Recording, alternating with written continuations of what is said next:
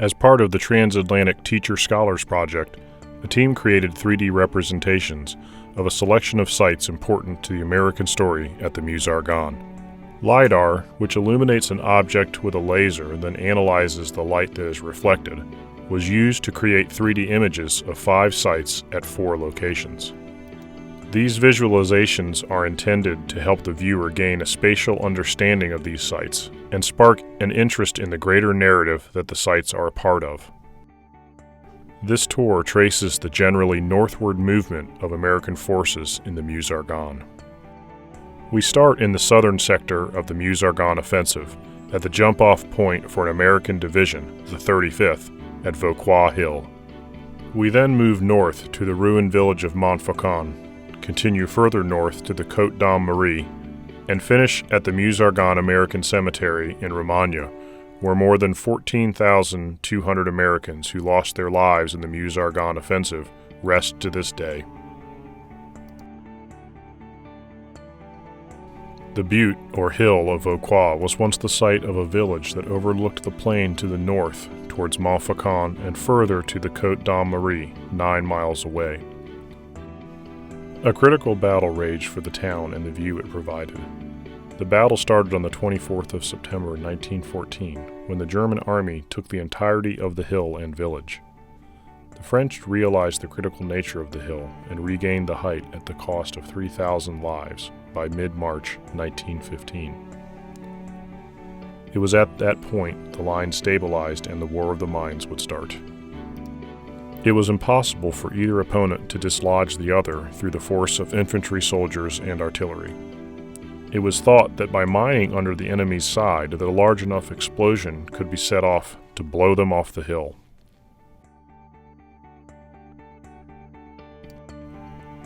The layout and contents of the tunnels and galleries under Vauquois Hill are as the German soldiers left them in September 1918. We are viewing a small segment of the German galleries. First, we visit living quarters, still complete with bunks for 4 soldiers and a separate small chamber with a dining table.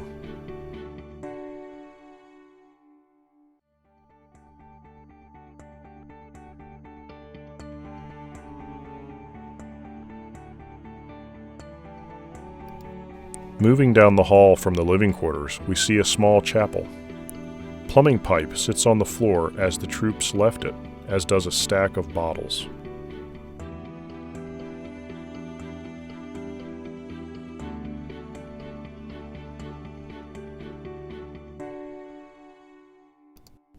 Further along the same hallway, we pass a furnace and water heater on the way to a kitchen.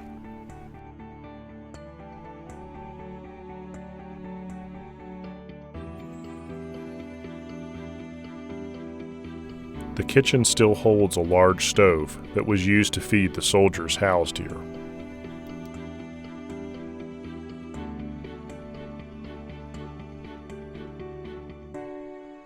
Over the course of 4 years, more than 10 miles of tunnels were dug, and 519 separate explosions were set off that reduced the height of the hill 24 feet and created a crater a mile in length, from 150 to 800 feet wide, and between 30 to 165 feet deep.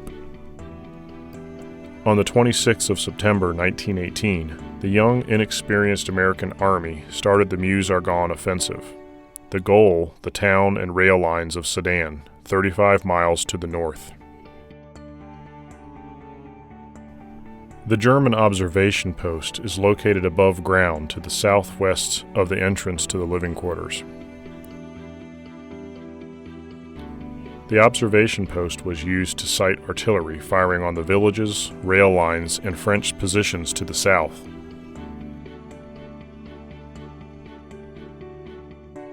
The thick concrete roof has been destroyed, leaving iron girders protruding above the walls in its place.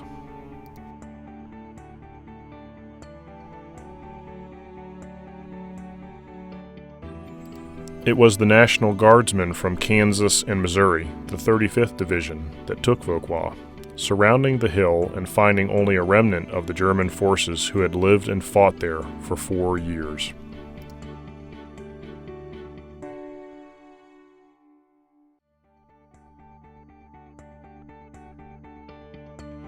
The town and hill of Vauquois remains as it was found in 1918, its 168 residents never to permanently return.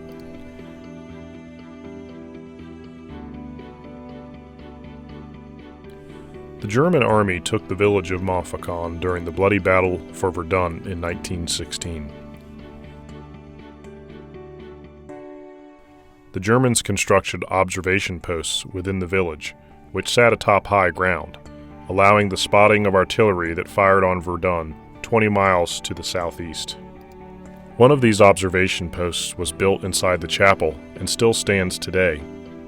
Others litter the south face of the hill throughout the area once occupied by the village.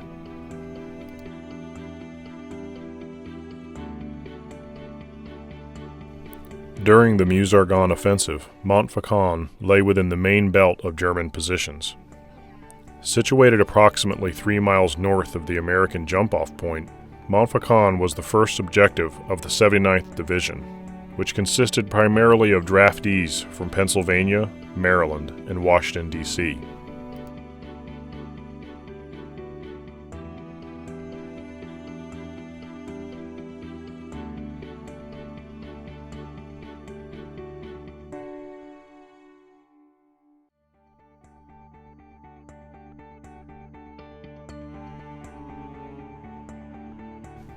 When the 79th approached the village on September 26, 1918, it lay in ruins.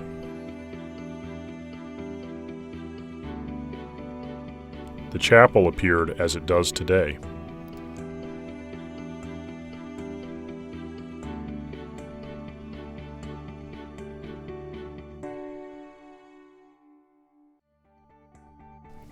Today, a monument maintained and administered by the American Battle Monuments Commission commemorates the American victory in the Meuse-Argonne.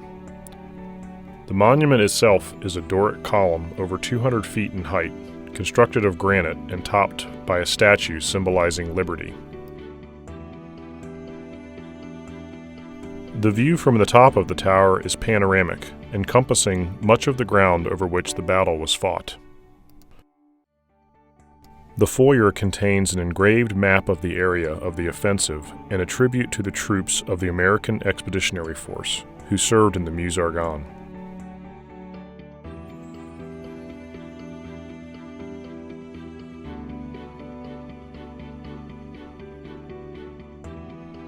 The Côte d'Armorié lies just over 2 kilometers west of the Meuse-Argonne American Cemetery. The eminence provided one of the strongest points among the main German defensive position, the Hindenburg Line. We are viewing an Austrian command post, a reinforced concrete bunker that would have likely been used to command a regiment stationed on the hill. Howitzer pits and trenches still stand on the crest. The roof of the command post is approximately 5 feet thick concrete, reinforced with steel.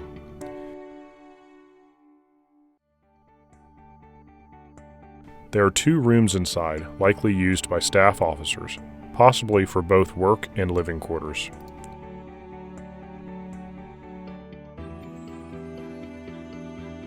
After repeated costly attacks, this position was finally taken by the 32nd Division on October 14, 1918.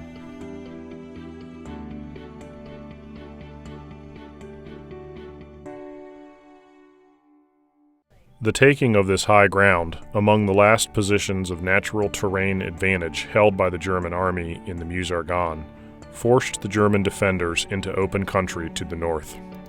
This set up the jump-off points for the final American attack on November 1, 1918.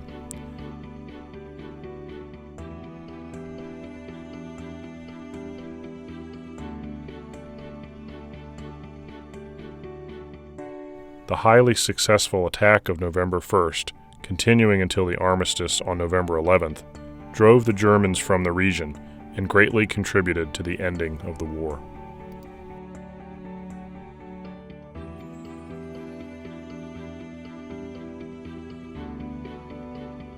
The chapel and Meuse-Argonne Cemetery were established at this location because this was the site of over 21,000 temporary burials of the over 26,000 American dead from the Meuse-Argonne campaign.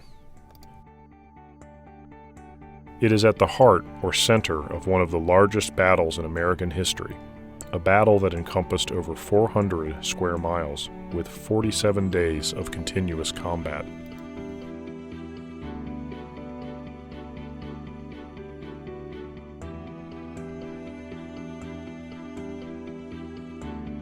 The cemetery was established in the epicenter of the battle, where the distances previously gained were measured in miles and time in days, now slowed painfully to yards and hours.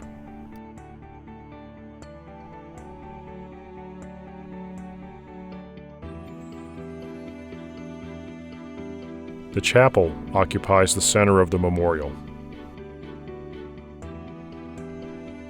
The area near the cemetery was fought over for 1 month, an area that stretched 3 miles wide north to south and 21 miles long east to west.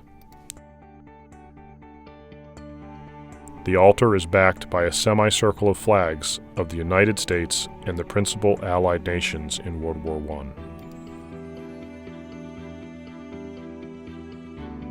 Stained glass windows in the east and west walls hold the division patches of the American units engaged in the Meuse-Argonne offensive.